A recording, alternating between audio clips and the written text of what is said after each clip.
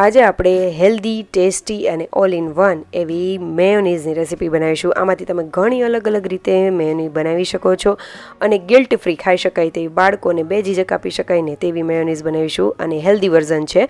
તો સૌથી પહેલાં આપણે મિક્સર જાર લઈ લઈશું. તેમાં મેં 100 ગ્રામ ઉપર જેટલું આશરે પનીર એડ કરેલું છે, 7થી 8 જેટલા કાજુ, 1થી 1.5 ચીઝ ક્યુબ એડ કરેલું છે અને 2 મોટી ચમચી જેટલું દહીં એડ કરેલું છે. જો તમારે વધારે વખત રાખવી હોય તો મેં દહીંને સ્કીપ કરવું અને દહીં અહીંયા મોડું લેવાનું છે. મીઠું અને ચીલી ફ્લેક્સ સ્વાદ પ્રમાણે અને મિક્સ હર્બ્સ એડ કરેલા છે. જો તમારે પ્લેન બનાવી હોય તો મિક્સ હર્બ્સ અને ચીલી ફ્લેક્સને સ્કીપ કરી દેવા અને તેમાંથી તમે મિન્ટ મેયોનીઝ અને તમને જે ભાવતી હોય એવી અલગ અલગ પેરી પેરી મેયોનીઝ જેવી બનાવી હોય તેવી બનાવી શકો છો. હવે આપણે એકદમ ફાઇન એવી તેને બનાવી લેવાની છે, પેસ્ટ જેવું બનાવી લેવાનું છે. આ રીતનું થઈ જશે તો તેને તમે સેન્ડવિચ કે કોઈ પણ વસ્તુ સાથે ગિલ્ટ ફ્રી ખાઈ શકો છો, બાળકોને પણ આપી શકો છો. ખૂબ જ ટેસ્ટી એવી લાગે છે.